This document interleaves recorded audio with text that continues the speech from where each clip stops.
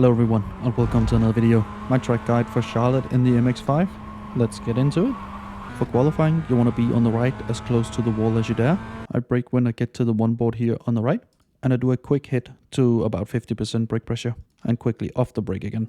After that, I stabilize the car with the throttle. When I get to the curb, I'll go full throttle again. I only go on to the red and white part of the curb. Hitting the anti-cut will send the car flying, and that might send you into the wall. Now you want to take the shortest route possible, so get to the wall on the inside. For turn 3 and 4, you want to get the car over towards the left side of the track. For this corner, the car can be really unstable, so you want to be smooth with your inputs. When I lose this tower out of my sight, I apply the brake. And again, it's a quick hit to about 50% before quickly getting off the brake again. With that said, I use the brake and the throttle to keep the car stable throughout the corner. I get on the red and white curbing for both turn 3 and 4. And of course, after turn 3, you want to widen the entry for turn 4, so you want to let the car walk out to the left, while still keeping it stable with the inputs from the throttle and the brake. Once you get to the curb for turn 4, you should be able to go full throttle. I hesitate a little bit on this run, but it's okay. And of course, use all of the room on the outside. Turn 5 is flat out, so we're really just setting up for turn 6. Of course, you want to cut the red and white curb here on the inside. When braking up this hill for turn 6, I don't have a clear braking marker, but I try and use the cut in the wall here on the right. Once I lose that out of my sight, I'll start to brake. I aim for about 70% brake pressure before trailing off the brake all the way to the curb at the top. I also track out to the left to open up turn 6 a lot more. I try an apex in the middle of the corner for turn 6. Once I get to the curb, I'll apply the throttle again. If you get this wrong, you'll end up in the grass on the outside here. The car's fairly unstable here, so I had to modulate the throttle.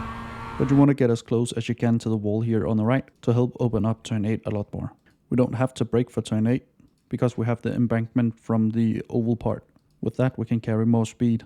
The apex point is the wall here on the left. You want to get as close as you can, of course without hitting it. When I get close to the wall, I'll go full throttle again. And if you get this wrong and go on the throttle too early, the wall on the outside on the oval will surely take you out.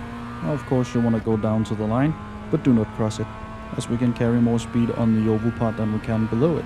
For the race, draft is surely gonna be a big thing here on the oval part. Keep that in mind when you're racing here. People might try and dive bomb you into the next corner. But for qualifying, you want to be all the way on the right. I brake when I pass the 2 board here just in front of us, and I go to about 90 to 95% brake pressure with trailing it off all the way to the curb. Once I'm over the first curb, I actually hit the brake just quickly again to about 30%. I do that to help turn the car. When cutting the first curb, I go all the way to the blue anti-cuts, and for the second one, you want to take only the red and white curbing as your cut. As soon as you're off the red and white curbing for the second one, you want to go full throttle again, and you want to get close to the blue wall on the inside to drive as few meters as possible when leaving the corner. I got a bit aggressive on this one, so I had a bit of oversteer, sliding all the way to the wall. You can cut this little part of the track to gain a little bit more time. Just go over it before you get on the oval part, the line that is. This part of the track will also be draft heavy.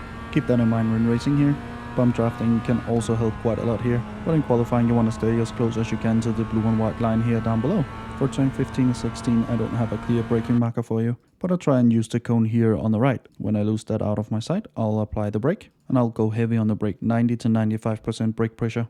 I carry that for a little bit before easing it off, going into a trail brake before the corner. I want to be off the brake just before the first curb. For the first curb, you want to only cut the red and white part of the curb. If you go on the anti-cut, you'll get a 1x.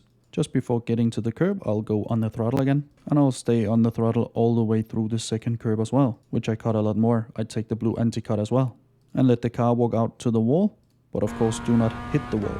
And that's my lap around Charlotte for a 131.741.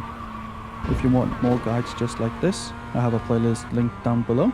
Hopefully this has helped you. If it has, leave a like down below, consider subscribing as well, and now for the uninterrupted hot laps.